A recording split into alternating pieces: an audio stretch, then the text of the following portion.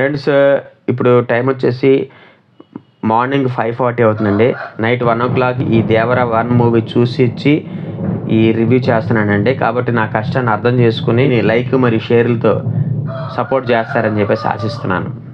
Hi friends, this is Shivram Yadav and welcome to Nosewood cinema talkies. Friends, ఈ వీడియోలో మీకు నేను జూనియర్ ఎన్టీఆర్ లీడ్ రోల్ పోషించిన దేవర పార్ట్ 1 మూవీ యొక్క రివ్యూ చెప్తానండి. ఈ మూవీ యొక్క లెంగ్త్ వచ్చేసి సుమారుగా 3 అవర్స్ అనమాట. డైరెక్టర్ వచ్చేసి కొరటాల శివ, ప్రొడ్యూసర్స్ వచ్చేసి సుధాకర్ మిక్కిలినేని మరి నందమూరి కళ్యాణరామ్ అండి. ఈ సినిమాలో జూనియర్ ఎన్టీఆర్తో పాటు జాన్వీ కపూర్, శ్రీకాంత్, ప్రకాష్ రాజు, అజయ్ మరియు సైఫ్ అలీ ఖాన్ తదితరులు నటించారండి. ఓవరాల్గా మూవీ బాగుందంటే మాత్రం జస్ట్ యావరేజ్ అని చెప్తానండి. కొంతమంది మనోభావాలు దెబ్బతిన్నా సరే నాకైతే అంతగా నచ్చలా. ఫస్ట్ హాఫ్ మాదిరిగా వెళ్తుందండి. సెకండ్ హాఫ్ మరీ ముఖ్యంగా లాస్ట్ 20 మినిట్స్ మూవీకి హైలైట్ అని చెప్పుకోవాలండి. అట్లాగే సినిమాలో సముద్రం మీద వచ్చేటటువంటి సీన్స్ అన్నీ కూడా చాలా బాగా వచ్చినాయండి. ఆ పరంగా చూస్తే మాత్రం గ్రాఫిక్స్ కూడా వర్క్ చాలా బాగా జరిగింది. కాకపోతే దర్శకుడు కొరటాల శివ ఎందుకన్నా కానివ్వండి, పాపం ఆయన బ్యాడ్ టైం నడుస్తున్నట్టుంది. ప్రీవియస్ మూవీ ఆచార్యతో పోల్చుకుంటే ఈ దేవర చాలా బెటర్ అండి. కోర్స్ జూనియర్ ఎన్టీఆర్ కూడా ఈ మూవీ ఒక రకంగా రిలీఫ్ అని చెప్పాలండి. ఎందుకంటే దీనికి ముందు ఆయన రాజమౌళి గారి డైరెక్షన్లో RRR సినిమా చేశారు. జనరల్గానే రాజమౌళి గారి సినిమా చేసిన హీరోకి నెక్స్ట్ మూవీ ఫ్లాప్ అవుద్దన్నమాట. ఎటువంటి adult scenes, blood and violence, vulgarity లేదు కాబట్టి ఫ్యామిలీతో సహా సినిమాని ఎంజాయ్ చేయొచ్చు. కాబట్టి ఈ దసరాకి మేబీ దేవరాని టాప్ అవుద్దు అనుకుంటున్నానండి. పోటీలో పెద్ద సినిమాలు ఏమి లేవండి. రజనీకాంత్, వేటయ్యని మాత్రం పోటీకి వస్తుంది అనుకుంటా. ఒకవేళ వచ్చినా కానివ్వండి, మేబీ జూనియర్ ఎన్టీఆర్ యొక్క స్టామినాని బట్టి చూసుకుంటే ఈ సినిమా ఖచ్చితంగా మంచి కలెక్షన్సే రాబట్టుద్ది. యావరేజ్ టాక్తోనే మూవీ ఈ రేంజ్లో కలెక్షన్స్ రాబడుతుందంటే ఇక బ్లాక్ బస్టర్ టాక్ అందుకుని ఉంటే మాత్రం మూవీ కలెక్షన్స్ ఎలా ఉండేవో మీ ఇమాజినేషన్కి వదిలేస్తున్నాను. అట్లాగే మీకు దేవరా మూవీ నచ్చిందా లేదా అన్నది కామెంట్ రూపంలో తెలియచేయండి. ఓకే, ఇక కథలోకి వెళ్తే హీరో జూనియర్ ఎన్టీఆర్ క్యారెక్టర్ పేరు దేవరా అనమాట. వీళ్ళ పూర్వీకులు రాజులకి కాపలాదారులుగా సైన్యంలో పనిచేసి ఉంటారండి. వీళ్ళ రాజ్యానికి ఏ ఆపద రాకుండా ఉండేలాగా చాలా కష్టపడి పనిచేస్తుంటారు. అలాగ వీళ్ళకి చాలా మంచి పేరు ఉంటుందండి వీళ్ళ వంశానికి. కాకపోతే పోను కూడా పాలకులు ఎవరు కూడా వీళ్ళని పట్టించుకోరు అనమాట. అలా పట్టించుకోకపోవటం వల్ల వీళ్ళు పడవల మీదకి వెళ్ళి దొంగతనానికి వెళ్తుంటారండి. అక్కడి నుంచి స్టోరీ కొన్ని అనుకోని మలుపులు తీసుకుని జూనియర్ ఎన్టీఆర్ హఠాత్తుగా కనపడకుండా పోతాడనమాట. హఠాత్తుగా కనపడకుండా పోయినటువంటి జూనియర్ ఎన్టీఆర్ ఫస్ట్ ఎన్టీఆర్ ఏమయ్యాడు, అట్లాగే అతని కొడుకు అయినటువంటి వర సెకండ్ ఎన్టీఆర్ అండి. ఈ యొక్క స్టోరీని ముందుకు తీసుకెళ్ళడంలో మనవడి యొక్క కంట్రిబ్యూషన్ ఏంటి, మరి ఆ వెళ్ళిపోయినటువంటి ఆ ఫస్ట్ ఎన్టీఆర్ తిరిగి వచ్చాడా లేదా అన్నది మనం మూవీ చూసి తెలుసుకోవాల్సిందండి. ఓవరాల్గా ఫస్ట్ పార్ట్ ముగించిన విధానం కూడా చాలా బాగుందండి. క్లైమాక్స్ ఒక షాకింగ్ ట్విస్ట్తో ఎండ్ అవుతుంది అనమాట. అంటే డైరెక్టర్ మనల్ని సెకండ్ పార్ట్ కోసం ముందే మానసికంగా సిద్ధం చేశాడు. అందుకు తగ్గట్టుగానే ఫస్ట్ పార్ట్ ఈ మూవీలో స్టోరీ కొంచెం తక్కువ పెట్టుకున్నాడు.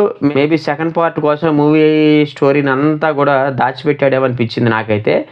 ఇక యాక్టర్స్ యొక్క పెర్ఫార్మెన్స్ విషయానికి వస్తే దేవర మరియు వర అనే 2 క్యారెక్టర్స్లో జూనియర్ ఎన్టీఆర్ జీవించేశాడని చెప్పాలండి. తన క్యారెక్టర్కి 100% న్యాయం చేశాడు ఆయన. ఆ క్యారెక్టర్లో ఆయన తప్ప మనం ఇంకొకటి ఊహించుకోలేమండి. అట్లాగే కొడుకు క్యారెక్టర్ మనకి అప్పుడప్పుడు కొన్ని సడన్ షాక్లు కూడా ఇస్తుంది.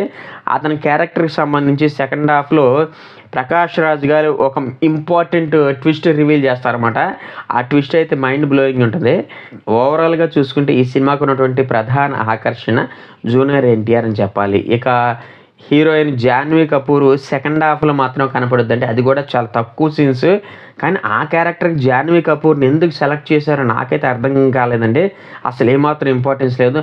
అంతోటి క్యారెక్టర్కి మన తెలుగులో హీరోయిన్స్ లేరా ఏంటో నాకైతే అర్థం కాల. అఫ్కోర్స్ హిందీ మార్కెట్ని కూడా క్యాష్ చేసుకుంటానికి ఆవిడ గారిని పెట్టారు తప్ప మూవీలో జాన్వీ కపూర్ ఉండటం వల్ల ఏ విధమైనటువంటి ఉపయోగం లేదు. Total zero. సాంగ్స్ కోసమే తనను తీసుకున్నారు తప్ప ఒక సాంగ్లో తను ఉన్నట్టుంది డ్యూయట్లో, అంతే తప్ప మిగతా పరంగా స్టోరీని ముందుకు తీసుకెళ్ళటంలో తన యొక్క కంట్రిబ్యూషన్ ఏమాత్రం లేదు. తన క్యారెక్టర్ లేకపోయినా పర్వాలేదేమో అనిపించింది నాకైతే. ఇక సపోర్టింగ్ రోల్స్లో హీరో శ్రీకాంత్ మరియు ప్రకాష్ రాజ్ నటించారండి. వాళ్ళు కూడా తమ క్యారెక్టర్కి తగ్గట్టుగా న్యాయం చేశారండి. అట్లాగే మరొక సపోర్టింగ్ రోల్ వచ్చేసి సైఫ్ అలీ ఖాన్ అండి. సైఫ్ అలీ ఖాన్ని కూడా ఈ సినిమాలో బాగానే చూపించారు కానివ్వండి, మేబీ సెకండ్ పార్ట్ కోసం ఆయన్ని కొంచెం తొక్కి పెట్టారేమో అనిపించింది. ఓవరాల్గా హీరోకి ఏమాత్రం తగ్గని క్యారెక్టర్లో సైఫ్ అలీ ఖాన్ గారు కూడా చాలా బాగా నటించారని చెప్పాలి. ఇక టెక్నికల్ డిపార్ట్మెంట్ విషయానికి వస్తే అనిరుద్ధ్ అందించినటువంటి పాటలు అయితే పర్వాలేదండి, ఓకే అనేలాగా ఉన్నాయి కానివ్వండి, మరీ సూపర్ అనేటట్టు అయితే లేవు. రిలీజ్కి ముందు ఈ సాంగ్స్ యూట్యూబ్లో మంచి హల్చల్ చేసినాయండి. మూవీలో అయితే నాకైతే ఎందుకు అంతగా సెట్ అవ్వలేదు అనిపించింది. ఓవరాల్గా పాటలు పర్లేదు, కాకపోతే బ్యాక్గ్రౌండ్ మ్యూజిక్ కూడా ఏదో ఎరగదీసేసాడు అనుకున్నా కానివ్వండి, అది కూడా ఓ మాదిరిగానే ఇచ్చాడు. ఏదేమైనా సరే మ్యూజిక్ డైరెక్టర్ అనిరుద్ధ్ తన యొక్క తమిళ సినిమాలకి బాగా మంచి మ్యూజిక్ ఇస్తున్నాడు. తెలుగులోకి వచ్చేపాటికి ఎందుకో కానివ్వండి ఆయన సరైన మ్యూజిక్ ఇవ్వట్లేదేమో అనిపించింది. ఓవరాల్గా ఇది మేబీ ఆయన పార్షియాలిటీ చూపిస్తున్నాడేమో అని కూడా నాకైతే అనిపిస్తుంది. ఆయన తెలుగులో అజ్ఞాతవాసి సినిమా కూడా చేసినట్టున్నాడు. అట్లాగే ఇంకేదో సినిమా చేశాడండి రీసెంట్గా, అది కూడా మ్యూజిక్ అంతంత మాత్రంగానే ఉంది, మరీ సూపర్ అయినట్టు అయితే లేదు. ఓవరాల్గా చూసుకుంటే మరొక స్ట్రైట్ తెలుగు మూవీలో అనిరుద్ధ్ తన సంగీతంతో ఆడియన్స్ని మరోసారి నిరుత్సాహపరిచాడని చెప్పాలి. రత్నవేలు గారి సినిమాటోగ్రఫీ కూడా ఈ సినిమాకి మెయిన్ అసెట్ అండి. మరీ ముఖ్యంగా ఆ పడవల సీన్స్ కానివ్వండి, నైట్ ఎఫెక్ట్లో వచ్చేటటువంటి సీన్స్ కానివ్వండి, సినిమాటోగ్రఫీ ఆసమ్ అని చెప్పాలి. ఓవరాల్గా మూవీకి ఉన్నటువంటి మెయిన్ ప్లస్ పాయింట్స్లో సినిమాటోగ్రఫీ కూడా ఒకటని చెప్తాను. ఇక శ్రీకర్ ప్రసాద్ గారి ఎడిటింగ్ పర్వాలేదండి, కాకపోతే ఆయన ఇంకొంచెం షార్ప్గా ఎడిటింగ్ చేస్తుంటే బాగుండేది అనిపించింది. ఓవరాల్గా ఫస్ట్ హాఫ్లో ఒక 10 మినిట్స్, సెకండ్ హాఫ్లో ఇంకో 10 మినిట్స్ ట్రిమ్ చేస్తుంటే బాగుండేదేమో అనిపించింది. ఇక డైరెక్టర్ కొరటాల శివ గారి విషయానికి వస్తే ఆయన ప్రీవియస్ మూవీ ఆచార్యతో వచ్చినటువంటి చెడ్డ పేరుని ఈ మూవీతో చెరిపేసుకున్నాడనే చెప్పాలండి. కాకపోతే స్టోరీ రైటింగ్ పరంగా ఆయన ఇంకొంచెం గట్టిగా కాన్సన్ట్రేట్ చేస్తుంటే బాగుండేదండి. సినిమాలో వచ్చేటటువంటి సీన్స్ అన్నీ కూడా చాలా కన్వీనియంట్గా ఉంటాయండి, ఎందుకోనో కానీ అలాగా రొటీన్గా వెళ్ళిపోతుందేమో అన్నట్టుగా అనిపించింది. ఇక లాస్ట్ 20 నిమిషాలు ఉందనగా ఆ లాస్ట్ 20 మినిట్స్ మాత్రం కొరటాల శివ తన మార్కు చూపిస్తారనమాట. ఈ 20 నిమిషాలు తప్ప మిగతా అన్ని సీన్స్ కూడా director Koratala Shiva screen play పరంగా అంతగా ఫోకస్ చేయలేదేమో అనిపించింది. అన్ని సీన్స్ కూడా చాలా కన్వీనియంట్గా ఉంటాయి. ఓహో ఇలా చేస్తే ఇలా జరుగుద్ది, ఇలా చేస్తే ఇలా వస్తుంది ఈ సీను అన్నట్టుగా ఉంటాయి తప్ప అవి అంతగా అయితే నాకేం అనిపించాల. ఈ మూవీకి నేను ఇచ్చే రేటింగ్ వచ్చేసి 2.75 అండి. నా ప్రజెంటేషన్ కనుక మీకు నచ్చినట్లయితే ఈ వీడియోని లైక్ చేయండి, షేర్ చేయండి, మీ ఫ్రెండ్స్ అండ్ ఫ్యామిలీ మెంబర్స్ చేత కూడా మన యూట్యూబ్ ఛానల్ కొంచెం సబ్స్క్రైబ్ చేయించండి. థ్యాంక్ యూ అండ్ జై హింద్.